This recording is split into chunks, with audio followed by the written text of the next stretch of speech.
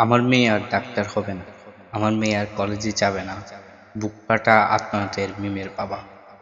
মিম হলেন Thomas medical ইনস্টিটিউটের ২৪-২৫ শিক্ষাবর্ষের একজন শিক্ষার্থী। মিমের দাদা মারা গিয়েছিল।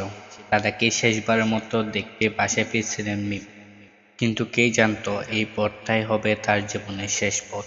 নিরীহ যাত্রীদের উপর নিক্ষেপ করা ককটেল ভয়াবহ বিস্ফোরণে গুরুতর আহত হয়ে মিম টানা ৬ দিন মৃত্যুর সঙ্গে লড়াই করেছেন। শেষ পর্যন্ত সব লড়াই হারিয়ে সে চলে গেল এই পৃথিবী ছেড়ে। একটি স্বপ্ন, একটি পরিবার, একটি ভবিষ্যৎ অমানবিক সন্ত্রাসীদের হাতে থেমে গেল চিরতরে। মিমের বাবার কান্নায় ভেজা প্রশ্ন, কি দোষ ছিল আমার মিমের? কেন দুর্বৃত্তরা তার পাছে বিস্ফোরণ ঘটালো?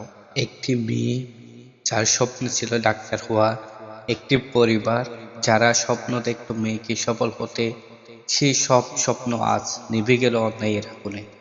বোন, তোমার তো আরো ৪ বছর আমাদের সঙ্গে থাকার কথা ছিল। তোমার তো কথা ছিল ডাক্তার হয়ে গ্রামের মানুষের সেবা করার। কেন এত তাড়াতাড়ি চলে গেলে তুমি? এই নোংরা নিঃসঙ্গ রাজনীতি কেন বাংলাদেশে থামছে না? এটা স্বাধীন দেশ, এটা আমাদের ছাত্র জনতার বাংলাদেশ। ঘটনাটি ঘটেছিল ১৩ই নভেম্বর ২০২৫। সেদিন আমাদের ছিল ইংলিশ পরীক্ষা। বাংলাদেশে চলছিল রাজনৈতিক লকডাউন। শেরে বাংলা আন্তর্জাতিক টিকিট স্টেডিয়ামের সামনে তোমার সাথে আমার দেখা হয়েছিল। তুমি ছিলে বিটিআরসি বাসে আর আমি ছিলাম পরিস্থান পরিবহনে। সেই দৃশ্য এখনো চোখের সামনে ভাসে। সে আগুনের ঝালাবাজ, মানুষজনের আর্তনাদ। রাজনীতি করবেন করুন, কিন্তু নিরীহ মানুষের উপর ককটেল নিষ্পেরণ করেন কেন? এটা রাজনীতি নয়, এটা অপরাধ। বোন, তুমি হয়তো এই দেশে বিচার পাবে না।